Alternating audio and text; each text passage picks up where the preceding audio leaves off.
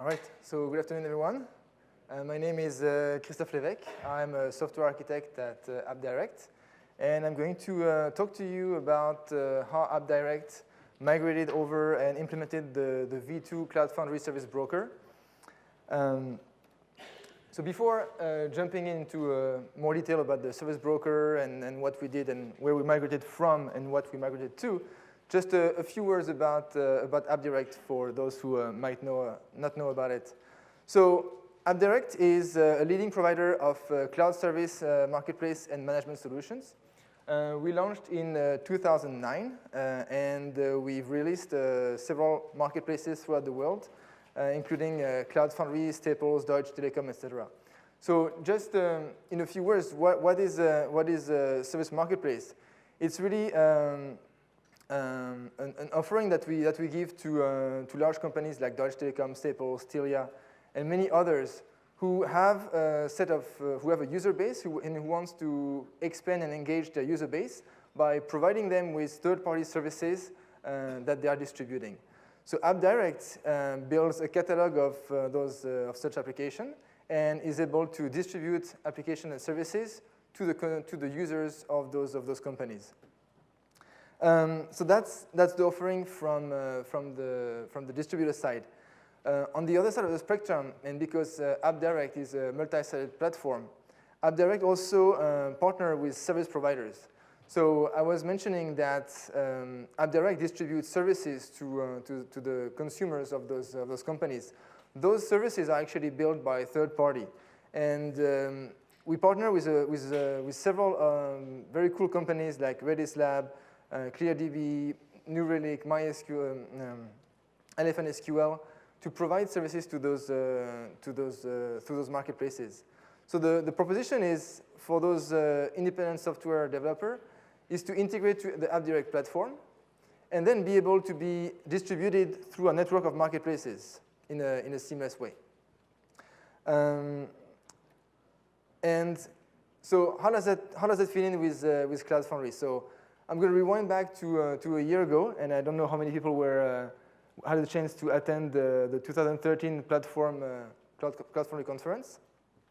But during this conference, we were very excited to announce that we were one of the first service broker for the Pivotal Cloud Foundry deployment. So that meant that when you go to the Pivotal Cloud Foundry and you decide to create a service to connect to your application, be it like MongoDB or MySQL or SendGrid, it actually was going through the AppDirect servers and then being routed to the right service provider. So this was a very exciting time a year ago, and most of the integration that had been done at that time was relying on proprietary APIs that had been developed by Pivotal internally and that were consumed by AppDirect. So everything was working great. It was a great implementation. We were able to provide Cloud Foundry with a catalog of, I think, over 20 applications or 20 services. And basically, this is just a screenshot of the Cloud Foundry Service Marketplace with all the services provided by AppDirect. Now, the trick is that it's been a year since that initial proprietary implementation of a service broker by AppDirect and Pivotal. And the downside was that, as I mentioned, it was proprietary, meaning that it was really restricted to Pivotal. It was not part of any of the open source Cloud Foundry platform or the Cloud Foundry code. So over the last year, Pivotal and the Cloud Foundry team have been doing a tremendous effort of standardizing and open sourcing all the APIs that were involved in this initial release of the service broker. And now, 1 year later, Cloud Foundry has built in its core open source component a service broker that allows any Cloud Foundry deployment to be able to pull a catalog of services from a third-party broker. The Pivotal team has done a great job at documenting these APIs. I'm going to go over this in a bit more detail in a second. And over this last year, AppDirect was able to migrate all the existing code and all the existing accounts and services from that initial implementation to the standard Cloud Foundry implementation of the service broker. which is called V2. So in a very short words, and if you've attended the previous talk, you probably have already a pretty good idea of what services represent, be like databases or services like New Relic and SendGrid. But the service broker is actually composed of what I would say 3 sets of APIs. So the first API that a service broker is going to implement to distribute services is the catalog API.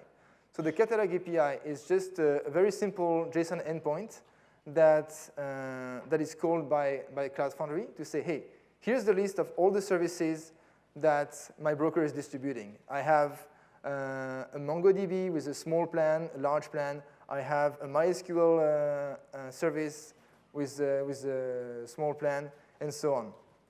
So with that API, Cloud Foundry is able to read the catalog and populate its internal database with all the services that have been advertised by the broker. Now the second API is the set of service API which are responsible for creating and deleting services in a space.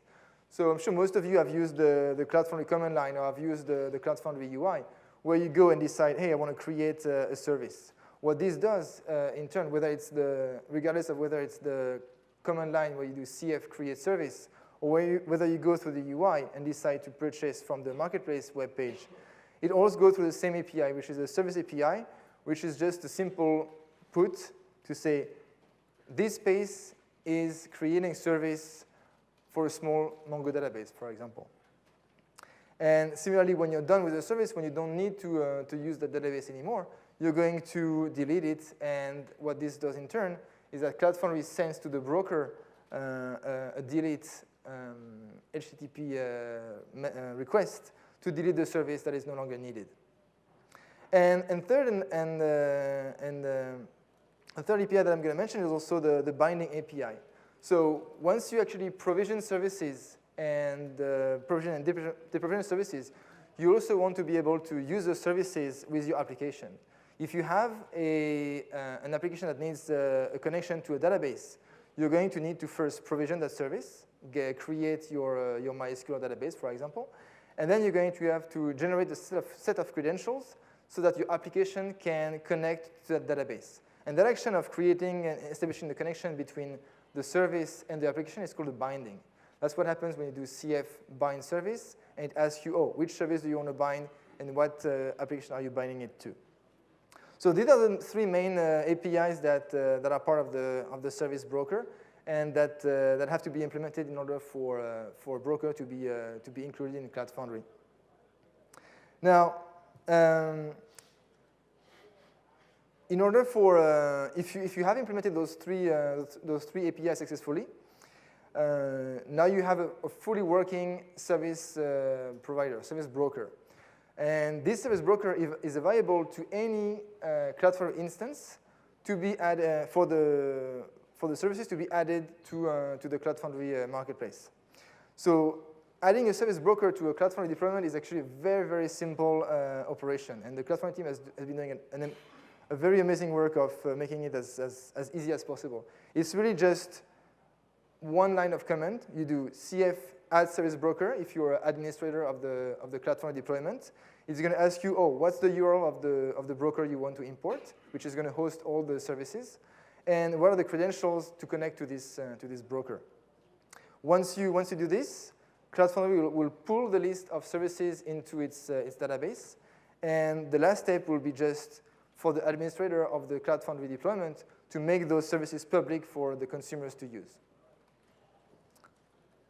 So now that I mentioned in a few words what a Cloud Foundry service broker is, I'm briefly going to go over how AppDirect migrated over from the initial proprietary implementation that we did a year ago over to the new open source and standard service broker v2. So actually, as I was mentioning, the service team has some very extensive documentation that made it really easy for us to migrate. They have like fully documented payload for both the request, the response, what they're expecting, how it's secured. I'm not going to go over those APIs. They're all like documented on the website.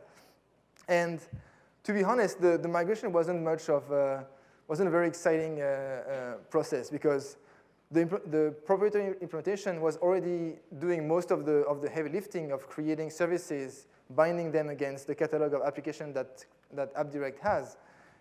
So the only operation we had was really mostly changing the format of the API calls. So we had to standardize. So we had to implement like a kind of like a layer next to the V1 implementation of our initial broker implementation that would actually be able to understand both languages, the V1 and the V2.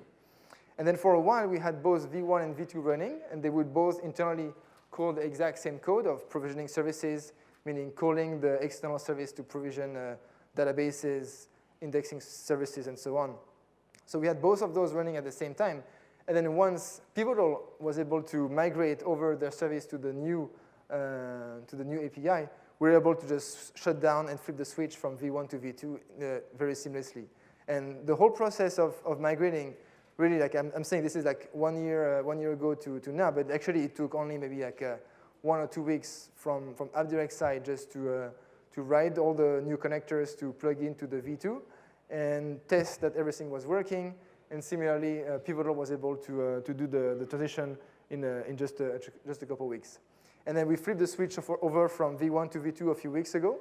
So now if you go to the Pivotal Cloud Foundry and you provision services, everything goes through a V2 broker. So AppDirect is I assume, one of the first largely used service broker.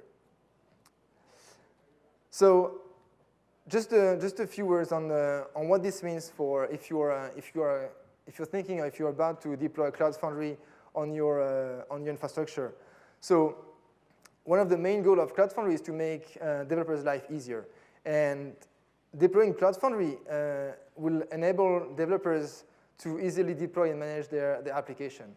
And the first time I saw Cloud Foundry and I was able to just package my application as a WAR file if it's a Java app and just do like CF push and have the app automatically deployed and running on Cloud Foundry with like scalability and visibility on when it's up, when it's down, it's already like enough to have like any developer go like, wow.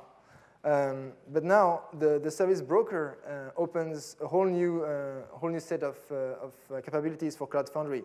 So now not only am I able as a developer to create an application and deploy it on the Cloud Foundry infrastructure with just a few clicks or a few comments, but I'm also able to go to Cloud Foundry, choose any kind of service from a wide ecosystem of third-party developers like SendGrid, New Relic, MongoLab, Elasticsearch providers, and be able to get those services from third-party and connect them to my applications. And for a CF implementer, giving access to this ecosystem of services is just as simple as running the one command that I just mentioned earlier of adding a broker to the Cloud Foundry instance. So that was a very quick presentation of the service broker. I think we probably have like a couple minutes left. I don't know if there's any questions, or if everything I said was crystal clear. Yeah. Very good question. So just repeating the question for those audience. So the question is that if I have a service, if I'm a developer of a service, like a database as a service, and I want to integrate my service and distribute it to Cloud Foundry, I have two choices. I can either go directly and implement a service broker and be added directly to a specific CF instance, or I can integrate to AppDirect and be distributed through the service broker, through AppDirect service broker to different deployments. So the question is like, did we think about standardizing the two approach? And so far we haven't really. So the AppDirect marketplace actually serves more use case than Cloud Foundry. So we have a lot of services that are distributed through like a web interface which are not related at all to Cloud Foundry. Like we have a marketplace for Staples, for Comcast. And in those cases, the Cloud Foundry model doesn't always make sense directly. It cannot be directly applied to those marketplaces. So for those, we still need to have like our standard way of distributing services.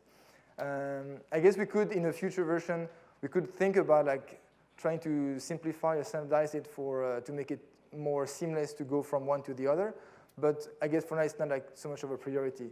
But the other thing is that integrating to AppDirect not only lets you enables a service provider to be distributed to any kind of CloudFoundry deployment, but we can also distribute services to other marketplaces which are not necessarily CloudFoundry. Mm-hmm. So the question is like, if you are a service provider and you integrate to AppDirect, do you have to do more work to be distributed on multiple marketplaces? And the answer is no. That's really one of the main advantages of one of the main value proposition of AppDirect is that as a service provider, you do a single integration to AppDirect. You now then part of the AppDirect master catalog, and your service can be then redistributed without any change at all through any CloudFoundry marketplace, to Rackspace, to Staples, and any of the marketplace that will be partnering with. So the question is, where are we running the cloud, the service broker? So currently, for information, like AppDirect is deployed. So the service broker is part of the AppDirect application or platform, and this platform is currently running on multiple infrastructure. We are running on Amazon. We're also running on Rackspace, and we have a couple other infrastructures where we're running it.